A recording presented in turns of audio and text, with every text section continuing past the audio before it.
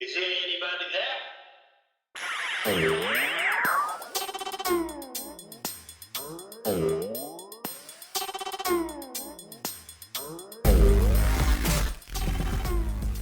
And at that moment, Colin Cowherd is talking about Barry Bonds and is this record tainted? And Hank Aaron's walking toward my car, and I thought, I better change the station. Someone turn it off a little bit. I'm not going to want to talk to him about that. Right. What's up, Dad Hat Crew? Ed here. And on this episode, I give you guys Tim Hagerty. He is the Senior Manager of Broadcast and Media Relations for one of the most iconic brands out there in minor league baseball, the El Paso Chihuahuas. That's right. It is a beautiful brand. And Tim Hagerty, we go into his trajectory, right? How he got started in baseball, how he got started calling games and broadcasting and things like that. And then he also tells me one of the coolest stories about an iconic baseball player. So guys, without further ado, I'll give you the episode. All right, welcome back, guys, to yet another episode of the Dad Hat Chronicles. My name is Ed, and with me today, guys, I'm very excited because I have a person who has been doing broadcasting for a very long time. He is currently and I'm going to read this, from your bio here on the El Paso Chihuahuas bio. I have Tim Hagerty. He is the Senior Manager, Broadcast and Media Relations. That is a awesome title, my friend. Kind of long, isn't it? It's amazing, though. Mine is just as podcaster. So, how are you doing today, Tim? Great. Thanks for inviting me. It's nice to meet you. And I love your hats. Just a little bit. I only have a few. That's all. I Don't see worry. the San Antonio Chanclas one. Yes, sir. Yeah, look at you. Yeah, I do have some Chihuahuas. I've been meaning to get a couple more. The Diablos, which is an amazing logo. And then I also been wanting to get the Margaritas one, which is cool. The Copa brand as well. So, oh yeah. But Tim, let's just start by getting to know more about you, because something that I did, and I did it this morning, is I looked up your LinkedIn profile. And my friend, you've been doing broadcasting for just, a couple of years, not a whole lot, just a little bit of time. You started back and from what I see here, back in January of 2004, radio broadcaster for the Idaho Falls Chuckers. Yes, and I grew up in Massachusetts. Well, I was born in New Hampshire, grew up in Massachusetts, went to college in Vermont and worked at some radio stations there. So I had never been anywhere near Idaho, but that made it extra exciting. My father and I packed up the car, drove from the Northeast across these massive Midwestern states, and settled in Idaho. And some friends at the time were thinking, Idaho? Right. To people in Vermont, that seems like a very random place, but to me, that's been one of the great gifts about this career, is getting to see different cities and different states that I probably wouldn't have gone to otherwise.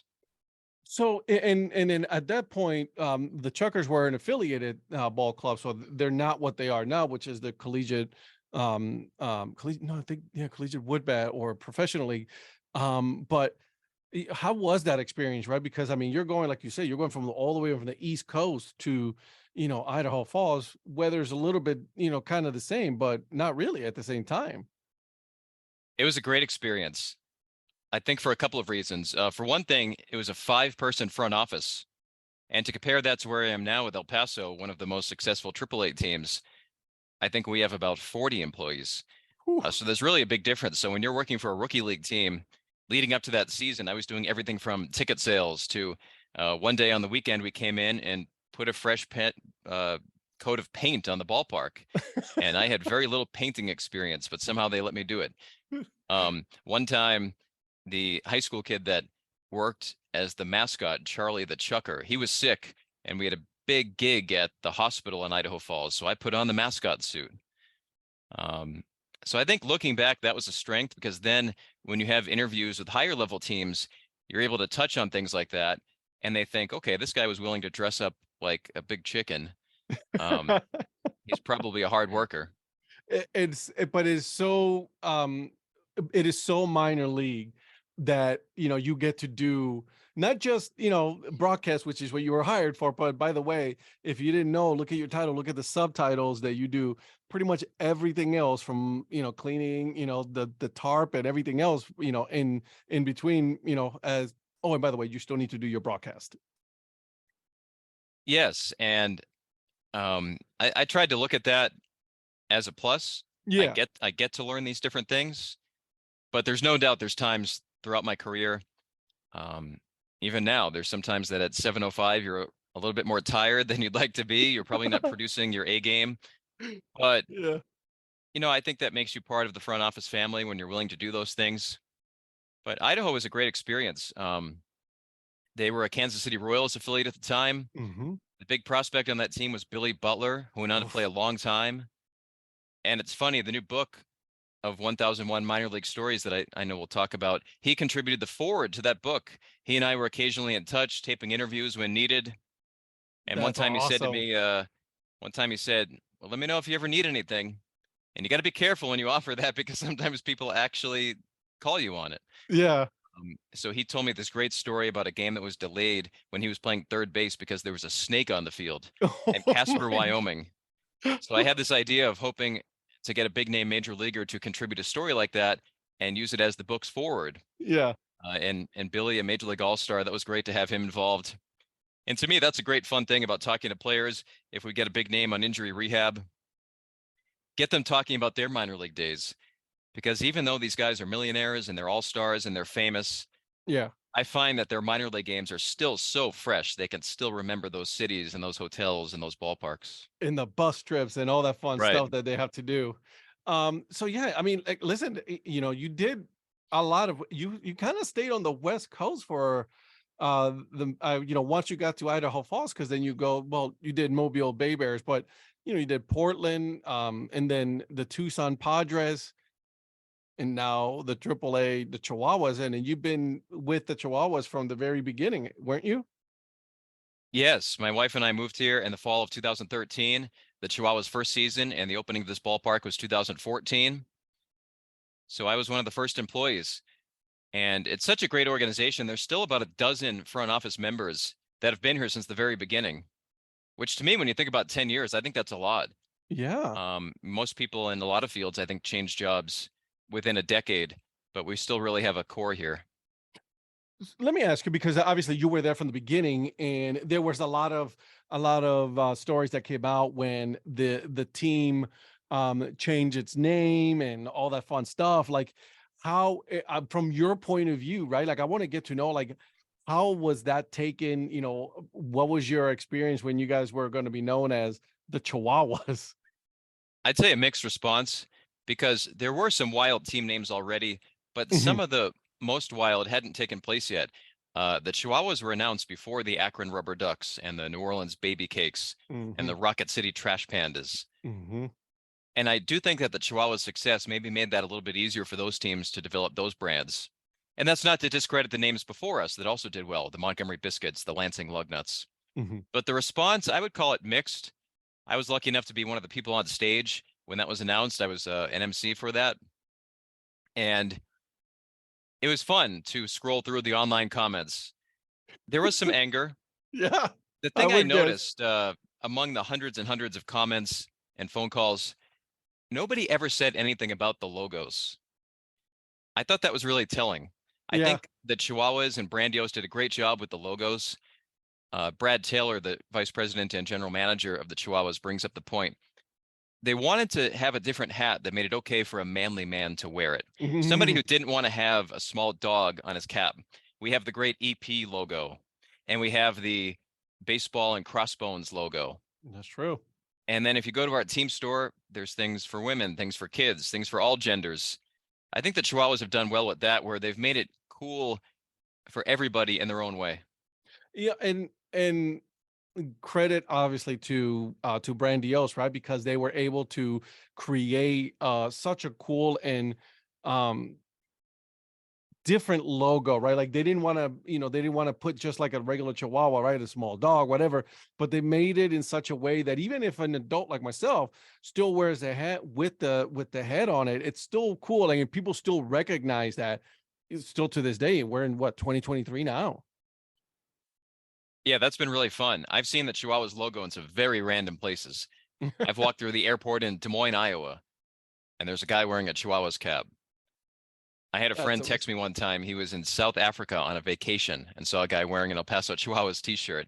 So I do think it's become one of those brands that even if you're not connected to El Paso, it's become a real fun brand in minor league baseball. Hmm.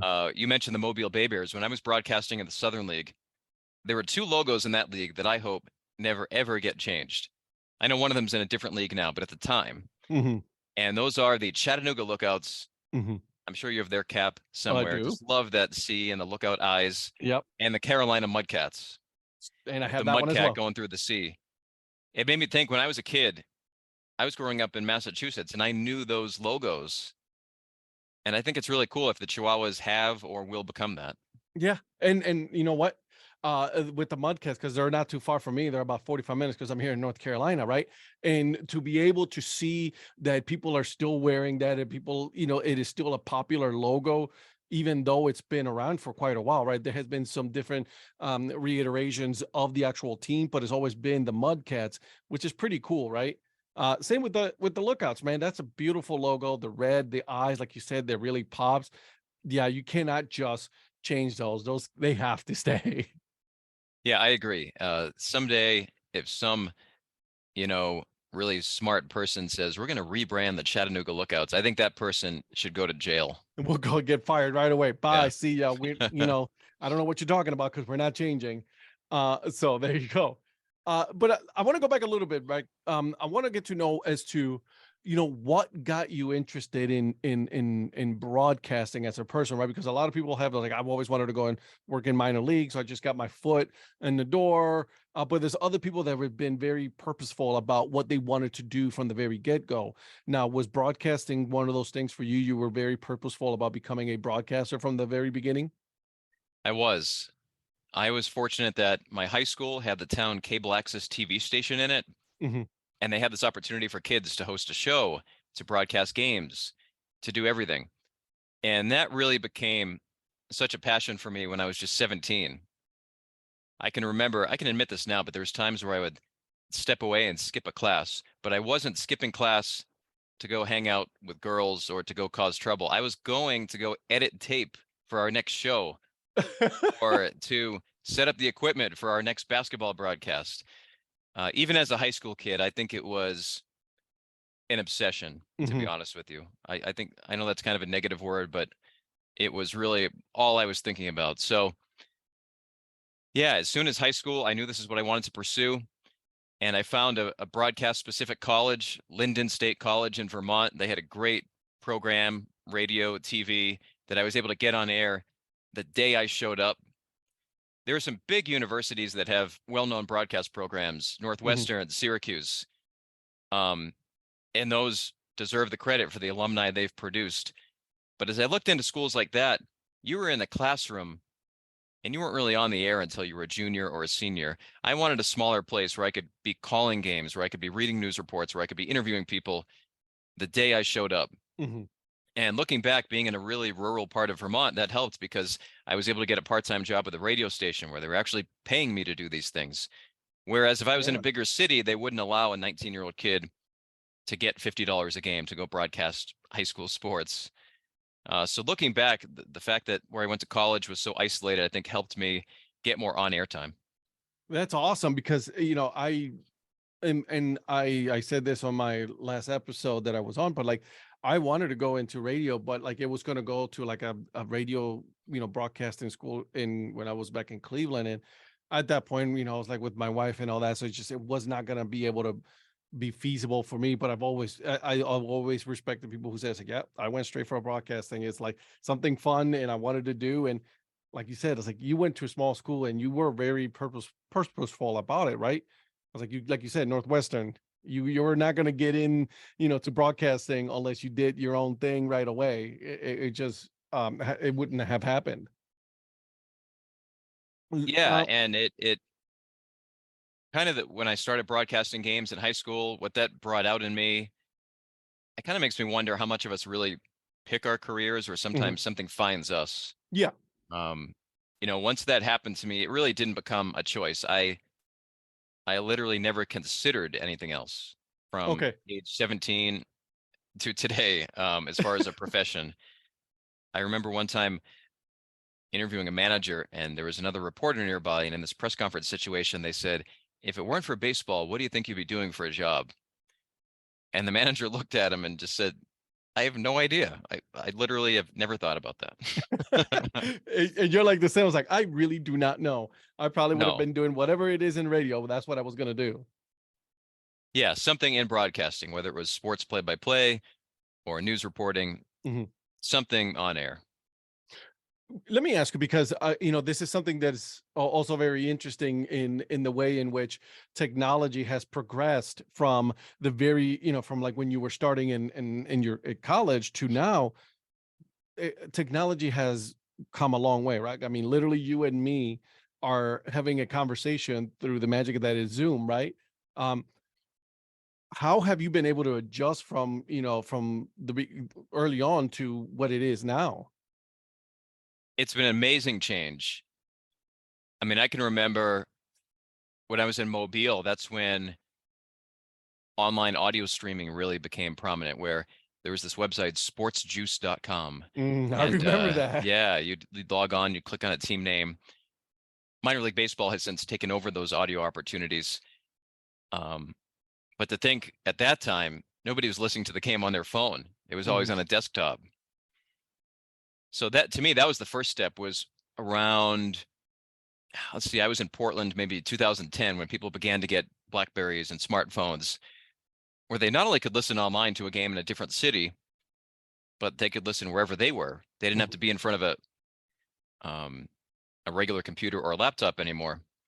And then when I was in Tucson, 2011 through 2013, that's really when social media began bursting, where if a Tucson player hit an inside the park home run, not only can you put that on the Tucson Padres website, but you can put that on Twitter. And then when minor league baseball retweets that to, at the time, 60, 70,000 people, and you'd look at the views and you'd say, wow, 3,000 people, in addition to the broadcast that heard it live, 3,000 more people have heard that. And Yeah. since then, social media has just grown and grown. We're now, we've had some viral clips here in El Paso. Fernando Tatis Jr., for example, hitting 3 home runs in one game on rehab. Sports Center retweets that. And a few days later, I look at the views and it's like 2.8 million people. So That's awesome. yeah, it's awesome. I think it's also motivating that you got to be locked in, especially in those home games where it's your Mhm. voice connected to the video. I mean, we all have calls we like better than others. You Yeah. really hope a bad call doesn't happen when Right. 2 million people see it. That's awesome, though. And I'm sure sales kind of did ticked up a little bit once, ESPN retweeted that Tatis, hitting the 3 home runs. I'm like, here comes, we got more sales as well, which is a great thing. I'm all for supporting the minor league. So obviously 90+% of these hats are all minor league hats. Yeah, absolutely. Some major leaguers move the needle more on rehabs than others. He absolutely did. Typically, a team's 4th of July game is their most well-attended game of the year. Mhm. El Paso's, a few days ago, as we taped this on July 7th, El Paso's July 4th game was the second most, and the only one that was more was one of the games that Fernando Tatis Jr. was here. Now, El Paso and Yikes. its sales staff already had a great crowd lined up. That would have Yeah. been a very big crowd, but as far as would it have eclipsed the July 4th crowd without Tatis, maybe not. Interesting, right? July 4th is the one that everybody attends. And, I love going to a July 4th game. This year we weren't able to do it, but there's something cool about it. You get to, you get to see all the festivities, fireworks, and all that stuff. And there's something, not just major league, I'm talking minor league baseball. That's just, there's magic there when it comes to July 4th on that, in a minor league baseball ballpark. I agree. Um, we have 150 games a year, but to me, when you ask me, where were you on the 4th of July in 2017? For the most part, I can picture that game where I was each year Mhm. on July 4th. El Paso this year, for the first time, was home on July 4th. We always had a big Independence Day celebration, but it was always on July 3rd. Because you were on the And road. exactly. Yeah. As you probably know, there's a minor league baseball rule that all teams must be home on the 3rd or the 4th. Mhm. So every team in the whole country in affiliated baseball in the minors is traveling either on the 3rd or the 4th. because of what you're saying. It's such a big crowd. You want to give every ballpark the opportunity to experience that. And it just so happened that Chihuahuas were always at home on July 3rd, which in some ways is just as good because most people don't have work on July 4th. So it almost becomes like a Friday night or a Saturday night Mhm. where you can also see the fireworks, but people, it's not a work night for them. Yeah, and that's true. And heck yeah, absolutely. Enjoy it, right?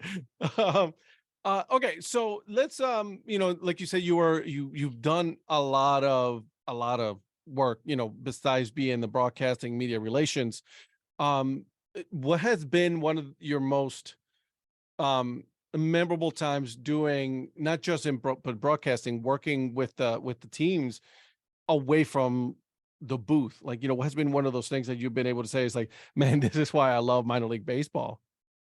Yeah, away from the booth, two things came to mind. One, working in Mobile, we were at Hank Aaron Stadium, Oh, yeah. and Hank Aaron grew up in Mobile. At that time, his mother still lived there. So Hank was sometimes around. We had a charity event. We had his birthday party one time. He came on the air with me during the 2005 Southern League All-Star Oh, that game. just gave me chills. It was incredible. Um, Wait till you hear this story. Like it was fairly rare that he was there. I'd say once every couple of years, but he was around. Mhm. And one day he happens to be in the boardroom at Hank Aaron Stadium signing baseballs, getting ready for a charity event. I'm walking to my car and this couple pulls up and they're taking photos. And they said, "We're traveling through the Gulf. We're from Milwaukee. Oh, we are just so excited to be at Hank Aaron Stadium. My husband grew up watching Hank Aaron play for Milwaukee." Of course, Aaron played for Milwaukee with the Braves and the Yeah. Brewers. Yeah, He ended right. his career with the Brewers. Um, and these people are just so excited just to be at Hank Aaron Stadium. So I didn't commit to anything, but I sort of tiptoed back into the office and I said to the general manager, I said, "Here's the situation. I hate to ask Hank Aaron anything, but could we ask him to walk out and take a picture?" And he said yes. So this guy who's already psyched to even be at Hank Aaron Stadium out walks Hank Aaron himself, and he's just almost fell over. And Hank shook his hand, and they took a picture. And I mean, just imagine the timing. This guy's passing through along the Gulf, going The through stars Louisiana, just Mississippi. align. Exactly. And in that moment, Hank happened to be there for, his 1 or 2 days every couple of years. Wow, that's amazing. That's awesome. Like, Yeah. and for you to actually, be able to just like, listen, I don't know if I can do this, but I'm gonna try. And for Hank Aaron to, really understands, like, yeah, yeah, they came all the way from Milwaukee. It's like, yeah, I'm gonna be down there. Let's You're right. go. He was a great person. He was so involved with Mobile. I saw that it wasn't just writing a check. He would go to Mobile and go to these charity events. He had the Hank Aaron Foundation, which helped underprivileged kids, and he set up branches in Milwaukee and Atlanta, Mhm. where he played, but also in Mobile. And I love when athletes do that, when they think not only about the places that made them famous, but also where they came from. That's yeah, it's true. Because you see a lot of the charity works nowadays. Usually, a lot of the players will do it in the place in which they are playing, or home. But like, just that's good to see and good to hear that. Obviously, Hank Aaron was an amazing. So I mean, what are you gonna say? And you can't say anything bad about the man at all, ever. No, no, he's I mean, just getting to interact with him and saw how he treated people. I don't know if I have a player I could put above him, both with what he did on the field and off the field. Hmm. I mean, I know he's wildly famous, but to me, he's also maybe the most underrated player of all time. If you check out that baseball reference page, Hmm. when people talk about who are the greatest hitters of all time and they talk about Ruth and then they bring up some more recent names, what about Hank Aaron? I mean, there's the famous stat you probably know. If you subtract all 755 of his home runs, he still has more than 3,000 hits. Jesus. That's insanity. Like, Yeah, people players don't get to 3,000 hits nowadays. It's hard. Like, what was the last one? Miguel Cabrera was the last one. right. It was just recently done. And how long has he been in the league? And how hard it is to get 3,000. And then you think guys like Aaron who got well beyond 3,000. Jeez. And and Clemente, who got exactly 3,000. Like, I mean, Right. that is super hard. Uh, you're hitting a baseball with a round bat and you're trying to get a hit. At the very least, get a hit. That's impressive. How was it though with him in the booth? Now, I know I said off the booth, but how was that to have him? As you were broadcasting with him, having him on the booth. That was an amazing day. The 2005 Southern League All-Star Game, Mm-hmm. and it's the busiest day all year for the Mobile Bay Bears staff. And the general manager comes up to me and says, "Hey, could you go pick up Hank Aaron?" And I laughed What? and I said, "Yeah, right." He goes, "No, seriously, to be honest with you, we're all so busy and I know you'd appreciate it." So I pull up in my beaten up Ford Taurus outside Hank Aaron's mother's house where Hank was staying. And Hank and his friend walk out. And you know what I remember about that was Colin Cowherd was on ESPN radio. And this is in the summer of 2005. Yeah. And Barry Bonds broke his record in August 2007. So this is really when this is a big story in baseball, when Yeah. Bonds is still hitting all these homers and he's nearing, mid Aaron's, 700s. He's approaching Aaron's record. And at that moment, Colin Cowherd is talking about Barry Bonds and is this record tainted? And Hank Aaron's walking toward my car, and I thought I better change the station. Turn it off a little. I'm not gonna want to talk to him about that. Right. That's But yeah, that was surreal driving with him, and it was like he was asking me more questions than vice versa. And I told him that every Southern League team that year had a player go right from AA to the major leagues, right over at AAA. yeah. And about an hour later, Hank was the guest speaker at the luncheon for the Southern League All-Star Game. And he says on stage, "In fact, every one of you has had a teammate go to the majors right from AA this year." I said, "Hey, Hank Aaron stole my material." Okay. I'm gonna have to just repeat it again in the broadcast. Right. But okay, let's do it. No, but he was he just, as you might imagine, so classy, so distinguished, but also approachable. He'd call you by your name. Was just so impressed by the guy.